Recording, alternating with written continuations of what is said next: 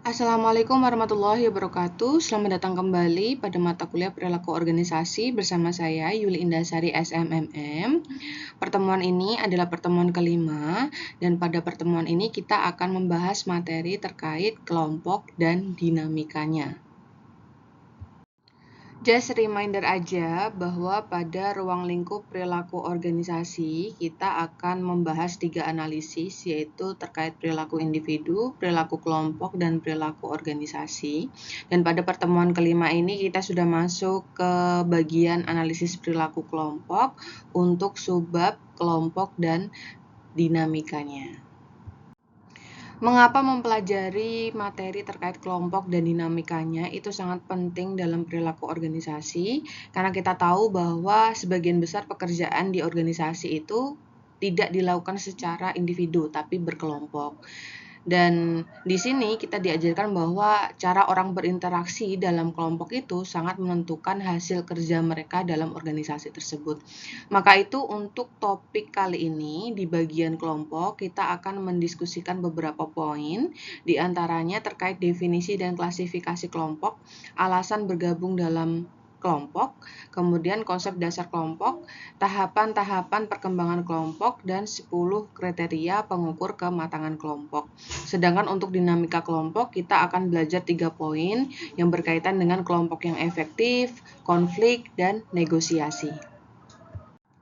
Sekarang kita masuk ke topik pertama, yaitu topik kelompok.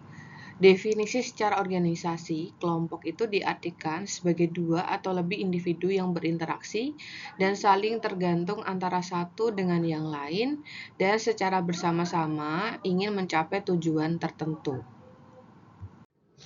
Kemudian, bentuk kelompok menurut Edgar tahun 1985 terbagi menjadi dua, yaitu kelompok formal dan kelompok informal. Kelompok formal itu adalah kelompok yang memang sengaja dibentuk oleh para manajer untuk memenuhi tugas khusus yang diarahkan untuk mencapai tujuan organisasi. Sedangkan kelompok informal itu merupakan kelompok yang terbentuk secara alamiah, jadi tidak terstruktur dan tidak ditetapkan secara organisasional. Jadi perbedaannya di sini ya, coba dilihat di sini. Kelompok formal itu dasar pembentukannya ditentukan oleh organisasi dan struktur kelompoknya itu jelas dan resmi dan bertujuan untuk mencapai tujuan organisasi. Sedangkan untuk kelompok informal itu merupakan kelompok yang memang terbentuk secara alami, biasanya terbentuk karena hasil dari interaksi sosial, kedekatan antar orang, atau kedekatan karena minat yang sama ya, sehingga mereka berkumpul dan membentuk sebuah aliansi tertentu gitu ya. Kemudian karena terbentuk secara alami, maka struktur organisasinya atau struktur kelompoknya pun tidak jelas dan tidak resmi dan bertujuan untuk mencapai kebutuhan sosial saja atau kebutuhan pribadi antar anggotanya. Nah, untuk kelompok formal itu pun terbagi menjadi dua juga menurut Edgar, yaitu kelompok formal tetap dan kelompok formal sementara. Kelompok formal tetap itu adalah kelompok yang memang ada dalam struktur organisasi perusahaan dan bersifat permanen.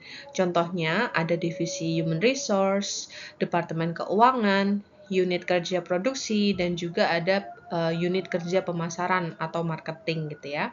Kemudian kalau kelompok formal sementara itu adalah kelompok yang memang tidak ada dalam struktur organisasi perusahaan karena dibentuk sementara untuk mencapai tujuan tertentu. Dan kalau misalnya tujuan itu sudah tercapai, maka kelompok ini akan dibubarkan gitu ya. Misalnya ada kelompok tim proyek, ada panitia acara, ada tim event, dan lain sebagainya. Kemudian kalau contoh kelompok informal, karena dia tidak dibentuk secara resmi dan tidak diatur oleh organisasi, maka contoh yang paling dekat dengan kita adalah misal kita punya kelompok pertemanan di kantor, kita punya geng atau circle pergaulan perkuliahan tertentu gitu ya. Kemudian kita punya komunitas hobi atau minat yang sama. Nah, itu termasuk ke dalam kelompok informal karena dia tidak memiliki struktur kelompok yang resmi dan diatur oleh organisasi tertentu. Jadi ini bentuk-bentuk kelompok menurut Edgar tahun 1985. Kemudian, kenapa sih orang itu tertarik untuk bergabung dalam sebuah kelompok? Jadi ada 6 alasan individu bergabung dalam sebuah kelompok. Yang pertama adalah tentu saja keamanan.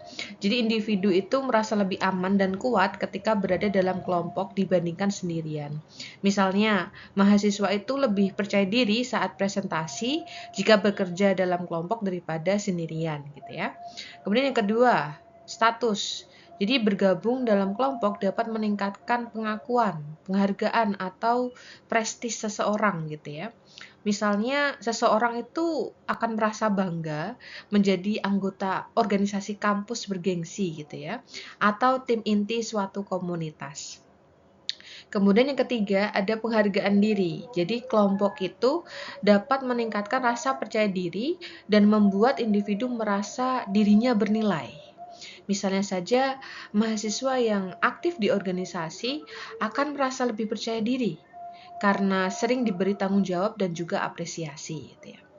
Kemudian yang keempat, afiliasi. Afiliasi itu berhubungan dengan kebutuhan sosial. Jadi manusia memiliki kebutuhan untuk bersosialisasi, berteman, dan merasa menjadi bagian dari sesuatu.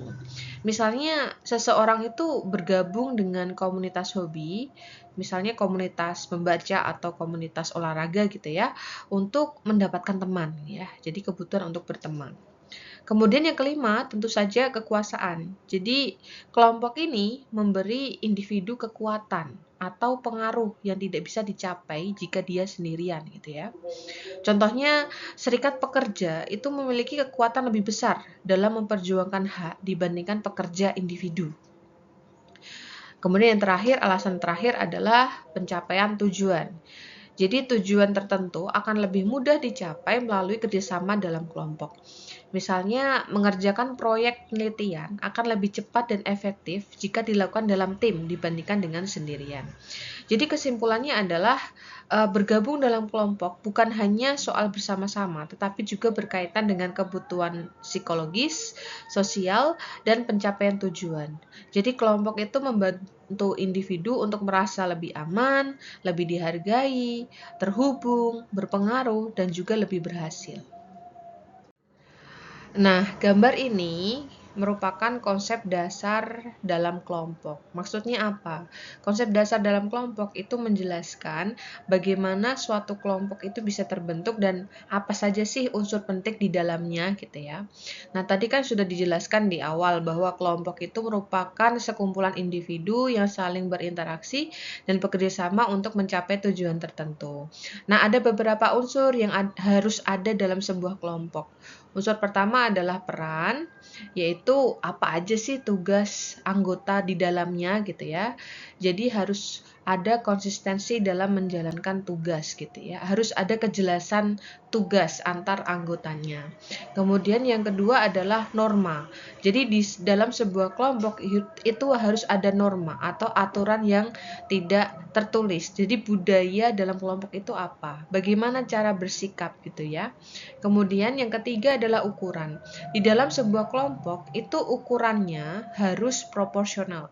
Jadi besar kecilnya kelompok itu harus sesuai dengan tugas yang ada dalam kelompok tersebut. Jadi kalau misalnya tugasnya ada 5, ya at least ada 3 orang yang mengerjakan. Jadi harus proporsional, tidak terlalu besar dan tidak terlalu kecil.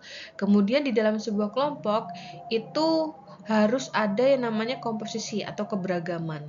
Keberagaman ini bisa mengacu ke keberagaman latar belakang budaya, latar belakang pendidikan, latar belakang keterampilan, latar belakang pengalaman yang berbeda-beda, latar belakang umur, dan lain sebagainya. Jadi walaupun dalam kelompok itu komposisinya banyak, keberagamannya banyak, tapi keberagaman itu juga membantu kelompok itu untuk lebih dinamis dan kreatif gitu ya. Kemudian di dalam sebuah kelompok itu harus ada yang namanya kekompakan, yaitu seberapa kuat sih keterikatan diri antar anggotanya gitu ya. Jadi supaya apa? Supaya tercipta rasa memiliki dan loyalitas sesama anggota. Kemudian di dalam sebuah kelompok itu harus ada yang namanya status atau posisi jabatan yang jelas. Jadi struktur jabatannya harus jelas gitu ya. Supaya komando antar anggota juga jelas. Siapa atasannya, siapa bawahannya gitu ya. Jadi hierarkinya harus jelas. Jadi ini unsur-unsur umum yang harusnya ada dalam sebuah kelompok ya.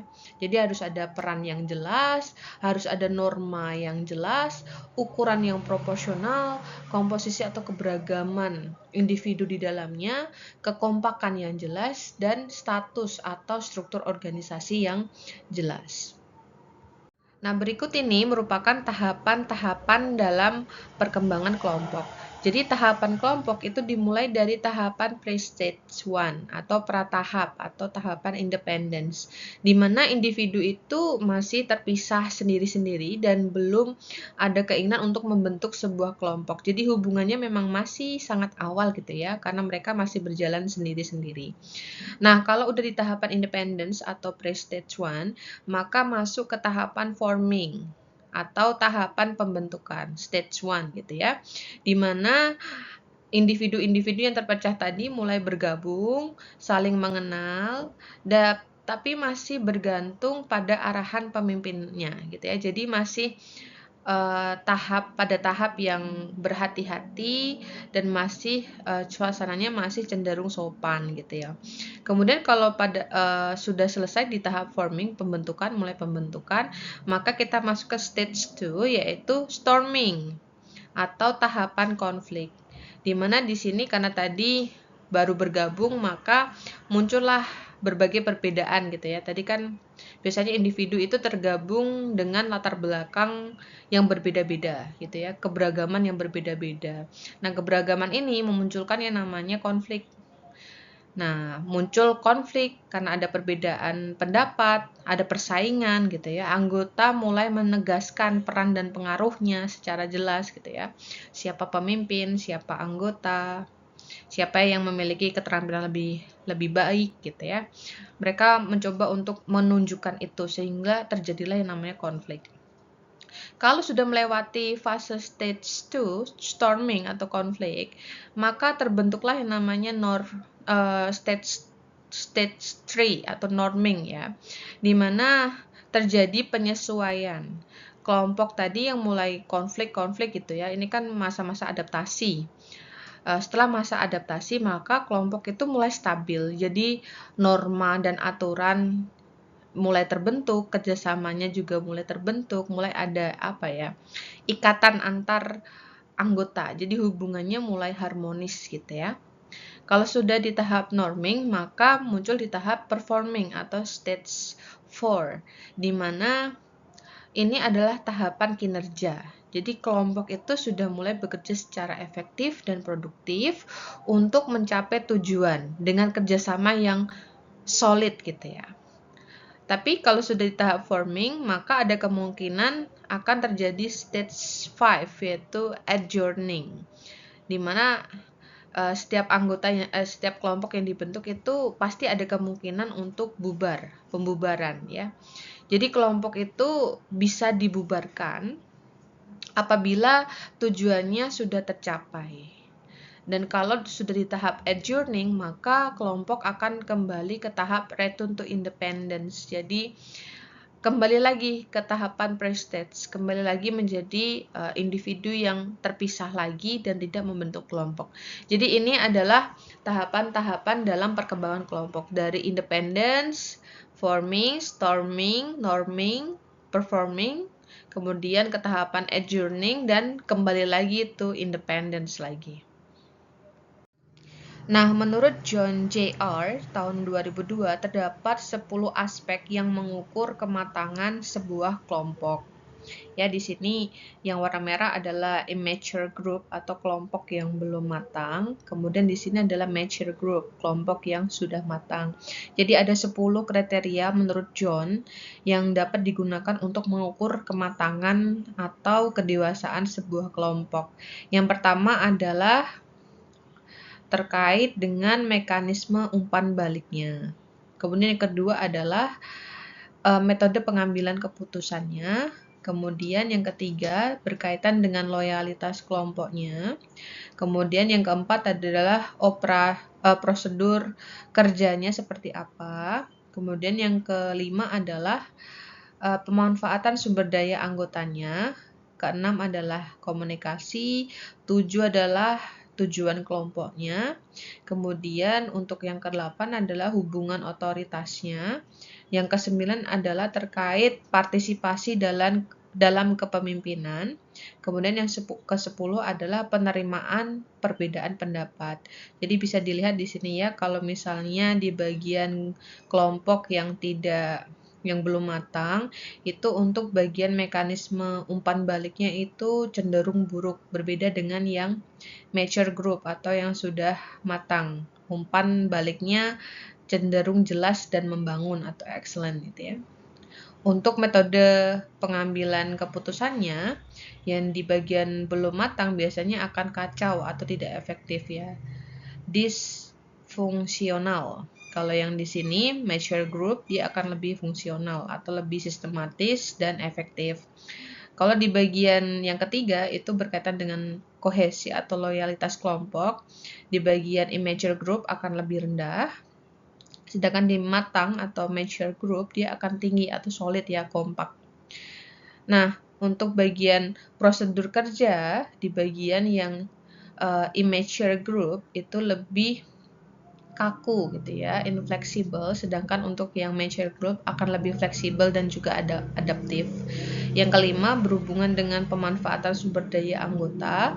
Kalau di immature group akan tidak optimal atau poor gitu ya, rendah gitu ya. Sedangkan untuk di mature group akan lebih excellent atau dimaksimalkan sesuai dengan potensialnya. Komunikasi untuk bagian immature group pasti tidak jelas ya, tidak teratur. Berbeda dengan yang mature group, dia lebih clear atau jelas dan terbuka. Untuk tujuan kelompoknya, di immature group itu biasanya tidak diterima anggota tujuannya. Jadi tujuannya tidak jelas ya, tidak sama di dalam di dalam kelompok tersebut. Tapi untuk mature group biasanya tujuannya lebih diterima atau disepahami gitu ya oleh anggotanya. Kemudian yang ke-8 adalah terkait hubungan otoritas. Hubungan otoritas misalnya di sini yang immature group itu independence atau terpisah, lebih individual. Berbeda dengan yang mature group. Di mature group untuk hubungan otoritasnya lebih saling tergantung atau saling bergantung ya, atau interdependence. Kemudian untuk bagian partisipasi dalam kepemimpinan, untuk bagian immature group itu relatif rendah, sedangkan untuk mature group itu lebih tinggi. Jadi anggota aktif terlibat dalam hal kepemimpinan. Kemudian yang ke-10 yang terakhir adalah terkait penerimaan perbedaan pendapat ya. Jadi kalau di immature group itu biasanya rendah ya. Kemudian di mature group itu lebih tinggi karena dia menghargai pandangan minoritas. Jadi ini adalah 10 aspek yang bisa digunakan dan membedakan antara grup yang belum matang dan grup yang sudah matang. Nah, setelah kita membahas apa itu kelompok, kemudian jenisnya apa saja, unsurnya apa saja, bagaimana tahapan perkembangan sebuah kelompok, dan bagaimana cara kita menilai kelompok yang sudah matang atau belum gitu ya.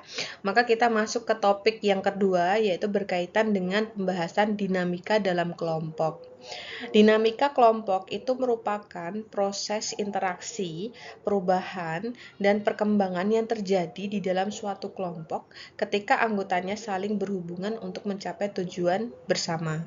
Biasanya dinamika ini menggambarkan proses bagaimana kelompok itu bergerak dan berkembang, mulai dari cara mereka berkomunikasi, cara anggotanya bekerja sama, hingga munculnya konflik karena adanya keberagaman dan perbedaan, dan bagaimana cara mereka untuk menyelesaikan konflik yang terjadi supaya tujuan kelompok tersebut tetap bisa tercapai di kemudian hari. Sehingga dalam dinamika kelompok ini akan muncul pertanyaan, bagaimana cara membuat kelompok itu menjadi efektif?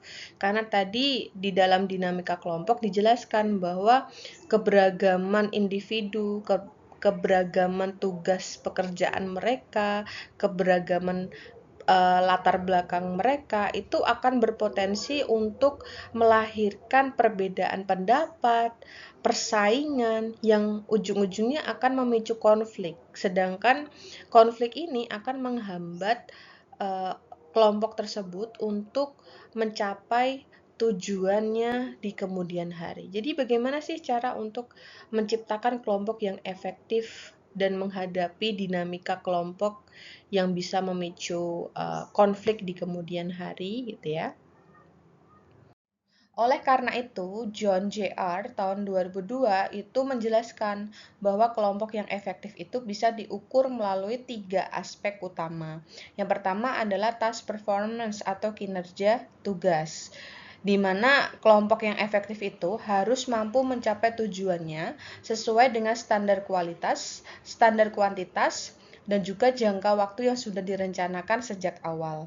Kemudian yang kedua, harus ada yang namanya member satisfaction atau kepuasan anggota, di mana anggota itu harus puas. Karena apa? Karena kebutuhannya sudah terpenuhi dan dia juga mendapatkan pengalaman yang positif ketika bergabung pada kelompok tersebut. Kemudian yang ketiga adalah harus ada yang namanya team viability atau keberlanjutan tim, di mana anggota yang puas tadi berkeinginan untuk bekerja sama lagi dan lagi pada tim yang sama di kemudian hari. Jadi ini adalah 3 aspek yang mengukur kelompok itu efektif atau tidak gitu ya. Nah, John Jr. tahun 2002 itu juga menjelaskan 5 kunci yang bisa digunakan untuk meningkatkan efektivitas kelompok. Ya, yang pertama adalah task atau pembagian tugas, di mana harus ada kejelasan tugas itu apa dan siapa yang mengerjakan tugas tersebut.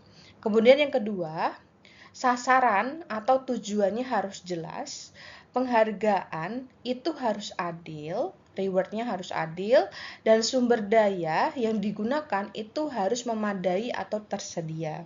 Kemudian yang ketiga, harus ada dukungan teknologi untuk mendukung efektivitas pekerjaan yang dilakukan oleh tim tersebut. Kemudian yang keempat adalah karakteristik anggota. Jadi anggota yang dimiliki itu harus memiliki kompetensi yang baik, keahlian yang baik, dan juga motivasi yang tinggi untuk mencapai tujuan kelompok tersebut. Kemudian yang kelima, ukuran kelompok. Nah, ukuran kelompok ini harus ideal seperti yang dijelaskan pada materi sebelumnya. Jadi harus proporsional. Proporsional itu tidak terlalu besar dan tidak terlalu kecil. Dan ukuran kelompok ini, jumlah anggota ini harus disesuaikan dengan tugas yang tersedia di kelompok tersebut. Jadi ini adalah 5 kunci yang digunakan untuk meningkatkan efektivitas pada kelompok dalam sebuah organisasi. Nah, kalau kita membahas terkait dinamika dalam kelompok, maka dinamika dalam kelompok itu tidak terlepas dari sebuah kondisi yang bernama konflik. Konflik itu mengarah pada kondisi di mana terjadi ketidakcocokan antara nilai atau tujuan-tujuan yang ingin dicapai, baik itu terjadi dalam diri kita sendiri maupun ketika kita berhubungan dengan orang lain. Dan konflik ini di dalam sebuah organisasi itu memicu tingkat emosi dan stres yang tinggi sehingga bisa sangat mempengaruhi penurunan pada efisiensi dan produktivitas kita ketika bekerja. Kalau kita lihat dari segi definisi, konflik kelompok itu mengarah pada situasi di mana terdapat dua atau banyak orang yang saling tidak setuju terhadap suatu permasalahan yang menyangkut kepentingan organisasi. Sehingga hal ini memicu timbulnya perasaan permusuhan satu dengan yang lain dan akan menghambat kinerja kelompok pada sebuah organisasi tersebut. Sehingga konflik ini harus dimanage oleh organisasi supaya tidak menghambat produktivitas kinerja dari setiap individu di dalam organisasi tersebut. Ciri-ciri konflik dalam sebuah organisasi itu bisa dilihat melalui gambar berikut. Ciri-ciri yang pertama adalah minimal ada dua pihak yang terlibat. Jadi konflik itu tidak mungkin terjadi jika hanya satu pihak saja yang terlibat. Pasti ada dua orang atau dua kelompok yang saling berlawanan. Misalnya saja ada dua karyawan dalam sebuah rapat yang berbeda pendapat tentang cara menyelesaikan tugas dalam sebuah pekerjaan atau sebuah proyek. Kemudian ciri-ciri yang kedua, tentunya ada perebutan tujuan, peran, atau nilai yang berbeda, nilai norma yang berlawanan atau berbeda. Jadi biasanya konflik itu muncul karena masing-masing pihak itu punya kepentingan, tujuan, atau nilai yang tidak sejalan. Misalnya saja nih, satu tim proyek itu inginnya hanya fokus ke kualitas sehingga menyebabkan waktu produksi lama. Tapi tim lain ingin mengejar kecepatan dalam penyelesaian produksi sehingga ini berlawanan gitu ya, punya tujuan yang berbeda. Nah, ciri-ciri yang ketiga adalah adanya interaksi yang bersifat menekan atau merugikan pihak lain. Jadi pihak-pihak yang berkonflik itu mulai melakukan tindakan untuk mengalahkan atau mengurangi pengaruh dari lawannya atau pihak lain gitu ya. Misalnya saja saling menyalahkan atau menjatuhkan di depan atasan. Kemudian ciri yang keempat adalah tindakan saling berhadapan atau konfrontasi. Biasanya konflik itu terlihat nyata melalui pertengkaran, debat, atau sikap saling menentang secara langsung. Misalnya saja adu argumen dalam sebuah rapat, seperti tadi ya, adu argumen. Kemudian ciri yang terakhir adalah adanya ketidakseimbangan status, kekuasaan, atau sumber daya. Jadi biasanya konflik itu sering dipicu oleh perbedaan posisi, kekuasaan, atau pencapaian. Contoh, atasan dan bawahan berbeda kepentingan karena posisi yang tidak setara. Begitu ya, itu ciri-ciri konflik dalam sebuah organisasi.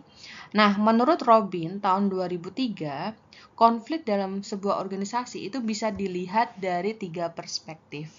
Yang pertama adalah perspektif tradisional. Jadi dia menganggap bahwa konflik itu buruk. Jadi konflik itu nggak boleh terjadi dalam sebuah organisasi.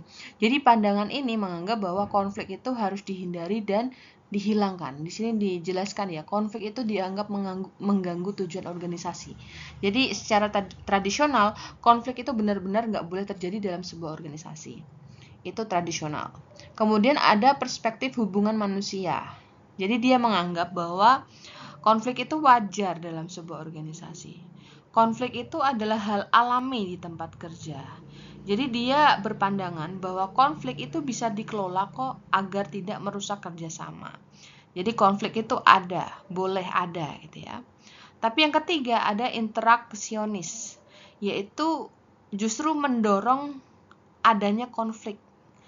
Ya, karena konflik itu dianggap sebagai dianggap mendorong sebuah perubahan dalam sebuah organisasi atau mendorong sebuah kreativitas dan adaptivitas dalam sebuah organisasi. Jadi konflik itu perlu dan konflik itu sehat untuk organisasi, itu interaksionis ya. Jadi dia berpandangan bahwa kelompok yang terlalu kooperatif, tenang, damai itu cenderung menjadi apatis ya, statis ya, dan tidak bisa menghadapi perubahan dan inovasi. Jadi ini termasuk yang ekstrim ya, dia mendorong adanya konflik karena konflik itu dipercaya bisa mendorong sebuah perubahan atau inovasi. Jadi kesimpulannya adalah Robin itu melihat bahwa konflik itu bisa dilihat dari segi negatif, netral, dan juga positif. Tapi intinya konflik itu bukan sesuatu yang bisa dihindari. Konflik itu pasti terjadi dalam dinamika perusahaan atau organisasi atau kelompok. Jadi apa yang bisa dilakukan oleh perusahaan? Ya kita harus mengelola itu, bukan menghindari gitu ya. Jadi supaya konflik itu bisa memberikan dampak yang positif, maka konflik itu jangan dihindari atau dibiarkan, tapi harus dikelola dengan baik. Kemudian, Robbins tahun 1996 juga mengklasifikasikan konflik menjadi 5 jenis. Yang pertama adalah konflik intrapersonal, yaitu konflik yang terjadi di dalam diri individu sendiri atau diri kita sendiri. Misalnya ini terjadi biasanya karena kita bingung, karena kita ragu, karena kita dilema gitu ya. Misalnya saja kita bingung memilih antara kerja lembur atau memilih untuk pulang bertemu dengan keluarga kita. Jadi konfliknya terjadi di dalam diri kita sendiri. Kemudian yang kedua adalah konflik interpersonal, yaitu konflik yang terjadi antara dua individu atau dua orang. Misalnya saja kita bertengkar dengan teman kita karena kita berselisih paham atau memiliki perbedaan pendapat. Mana yang lebih baik antara tas merah atau tas biru gitu ya. Jadi ada perbedaan pendapat. Kemudian yang ketiga adalah konflik antara individu dan kelompok. Jadi biasanya ini terjadi saat seseorang itu tidak sejalan dengan kelompoknya. Contohnya misalnya ada satu anggota tim yang tidak setuju dengan keputusan rapat kelompok, atau ada karyawan yang menolak aturan baru dari tim karena dianggap merugikan gitu ya. Kemudian yang keempat, konflik antar kelompok dalam organisasi yang sama. Biasanya ini terjadi antara divisi atau tim dalam satu organisasi. Misalnya saja tim marketing berselisih dengan tim produksi karena saling menyalahkan gitu ya. Karena target tidak tercapai. Atau misalnya divisi keuangan dengan divisi ini produksi berselisih paham. Yang satu inginnya hemat, yang satu karena butuh produksi ya butuh anggaran yang cukup juga gitu ya. Jadi merasa dirugikan. Atau yang kelima, ada konflik antara organisasi. Nah, biasanya ini sudah terjadi ya antara dua organisasi yang berbeda. Misalnya saja konflik antar perusahaan untuk saling bersaing, merebut pasar atau target pasar. Jadi kalau intrapersonal itu terjadi dalam diri sendiri, interpersonal antar orang. Kemudian ada individu vs kelompok, berarti satu orang dengan kelompoknya. Kemudian ada antar kelompok, berarti ini antar kelompok tapi masih dalam satu organisasi yang sama. Kemudian antar organisasi atau antar lembaga. Ini jenis-jenis konflik yang diklasifikasikan oleh Robbins. Kemudian dampak konflik itu bukan melulu soal dampak negatif ya. Biasanya konflik kalau nggak dikelola dengan baik ya, dampak negatifnya pasti ini ya, lingkungan kerja menjadi tidak nyaman ya. Karena apa? Mungkin ini bakal meningkatkan absensi atau mangkir kerja karyawan. Karyawan akan lebih banyak sakit-sakitan. Karena apa? Karena kena mental ya. Karena kalau terjadi konflik yang diserang bukan cuma ininya, kinerja saja, tapi emosinya, kondisi mental kerjanya, dan lain sebagainya. Di tempat kerja jadi sulit berkonsentrasi karena terjadi konflik dengan orang lain gitu ya. Kemudian pasti perasaannya juga merasa tidak aman.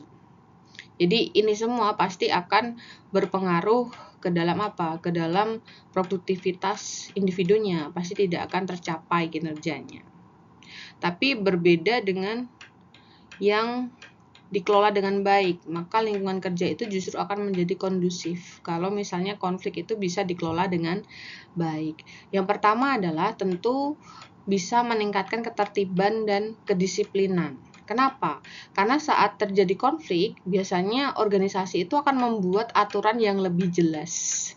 Sehingga sebagai akibatnya orang itu jadi lebih tertib dan disiplin dalam bekerja gitu ya. Jadi konflik ini membawa kebaruan aturan yang lebih jelas sehingga orang itu menjadi lebih disiplin dan lebih tertib. Kemudian yang kedua adalah hubungan kerjasama jadi lebih produktif. Biasanya konflik ini bisa membuka komunikasi yang sebelumnya tertutup ya. Misalnya orang itu jadi saling memahami gitu ya. Dan akhirnya bisa bekerja sama dengan lebih baik. Biasanya kalau kita baru bekerja dengan orang, kita akan beradaptasi dulu dan merasa banyak perbedaan. Tapi kalau misalnya kita bisa menghadapi konflik yang terjadi, maka perbedaan ini pada akhirnya kita sadari bisa saling melengkapi gitu ya. Sehingga kerjasama menjadi lebih produktif. Jadi untuk membangun chemistry biasanya kita perlu adaptasi. Nah, ketika adaptasi biasanya ada konflik yang terjadi gitu ya.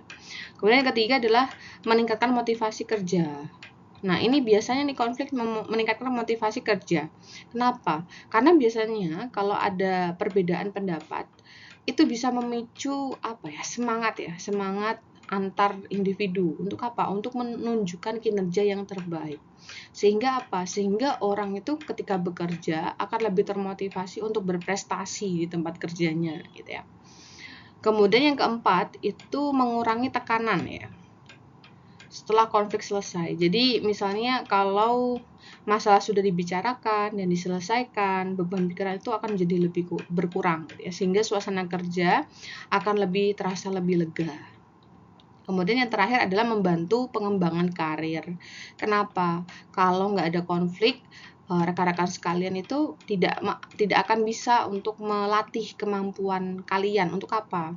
Kemampuan komunikasi, kemampuan untuk problem solving, dan kemampuan dalam pengambilan keputusan. Sehingga ini sangat penting dalam perkembangan karir seseorang. Jadi kalau kalian lempeng-lempeng aja, nggak pernah dapat masalah gitu, itu sekali kena masalah bakal stres. Tapi kalau dapat konflik, masalah gitu ya, biasanya orang itu akan lebih lebih bijaksana ya, lebih karena pengalaman tadi dia akan memiliki kemampuan secara otomatis ya, kemampuan dalam problem solving, kemampuan dalam pengambilan keputusan, dan juga kemampuan dalam berkomunikasi.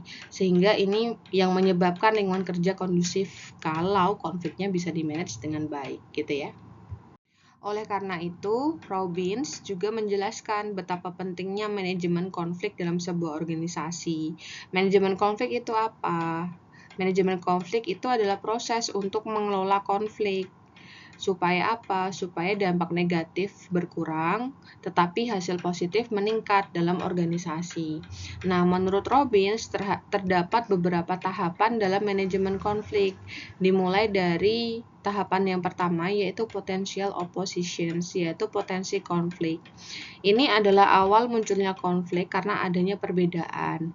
Misalnya saja ada perbedaan target peluncuran produk dari tim pemasaran dan tim produksi. Misalnya tim pemasaran inginnya cepat 1 bulan, tapi tim produksi untuk proses produksi membutuhkan waktu 3 bulan. Jadi ini sudah ada perbedaan. Jadi sudah ada bibit-bibit konflik tapi belum terlihat jelas gitu ya di tahapan 1. Kemudian masuk ke tahapan 2, yaitu cognitions and personalizations atau kesadaran dan perasaan.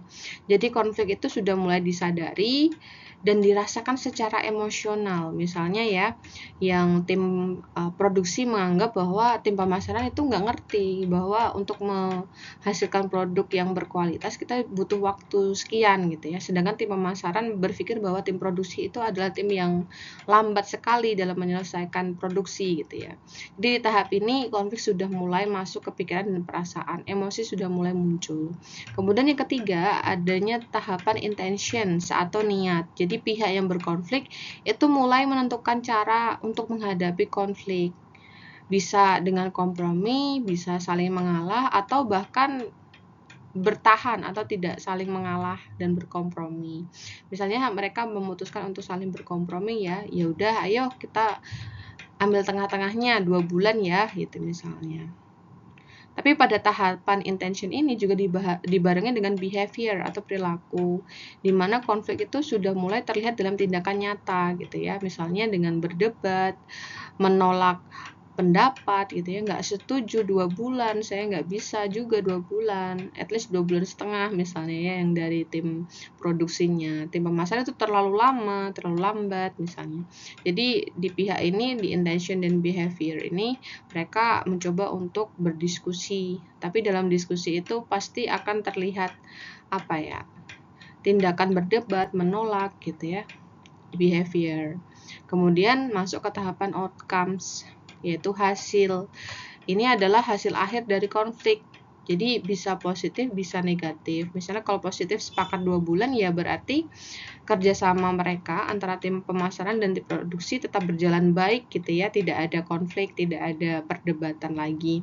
Tapi kalau misalnya sama-sama ngotot dan tidak setuju, ya akhirnya proyek bakal tertunda dan ini akan merugikan perusahaan. Jadi dalam penyelesaian konflik ini, dalam penyelesaiannya kan ada diskusi ya. Dalam diskusi ini harus ada sikap untuk saling mengalah, berkompromi gitu ya, dan mencoba untuk mengerti. Jadi secara segi alur di sini muncul potensi konflik atau perbedaan, kemudian disadari dan dirasakan sudah masuk ke emosional, kemudian masuk ke tahapan niat untuk menghadapi konflik atau memutuskan. Nah, dalam niatan ini pasti muncul behavior, ada tindakan-tindakan yang menolak, berkompromi, tidak setuju, dan lain sebagainya. Nah, kalau sudah berdiskusi, berdeliberasi, baru ke hasil konflik. Ini bisa positif, bisa negatif, tergantung ya kedua pihak yang sedang berdebat atau berkonflik ini mau menyelesaikan, mau berkompromi atau tidak gitu ya.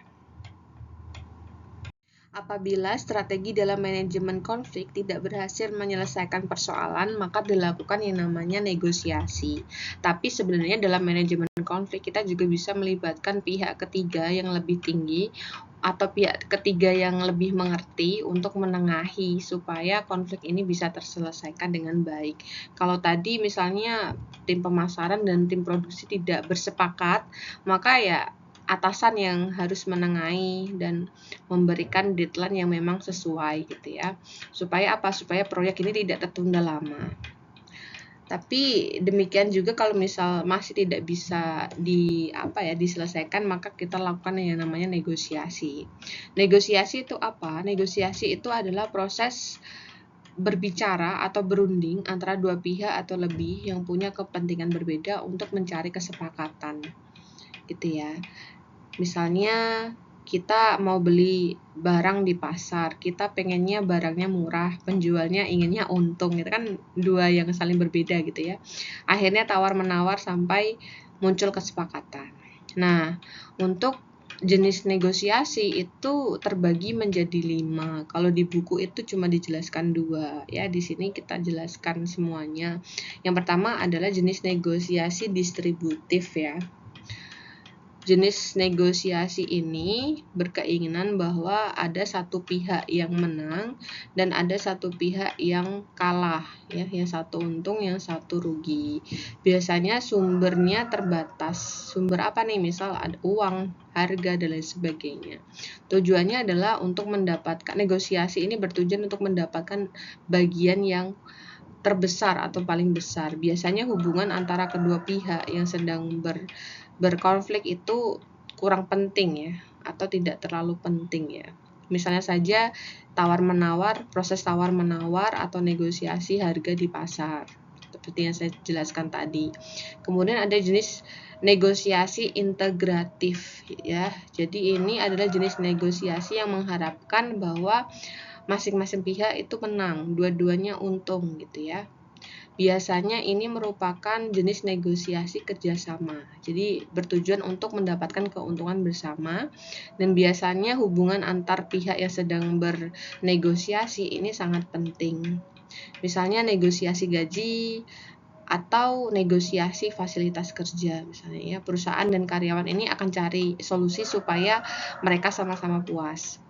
Kemudian jenis negosiasi akomodatif, yaitu ini adalah jenis negosiasi di mana salah satu pihak itu mengalah untuk menjaga hubungan baik ya, bertujuan untuk menjaga hubungan baik.